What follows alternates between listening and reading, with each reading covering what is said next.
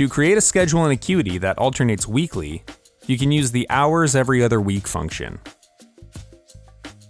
To access this area, log into your Acuity account and navigate to the Availability panel. From here, click Edit Availability Limits for one of your calendars. In the Override Hours for Specific Days section, click the date you want your alternating weekly hours to begin. Next, select the option that says End Date and enter a date that is at least 2 weeks in advance. A field for each day of the week will appear where you can enter your weekly schedule. Selecting the checkbox that says Hours every other week will allow you to alternate this custom schedule with your regular hours bi-weekly.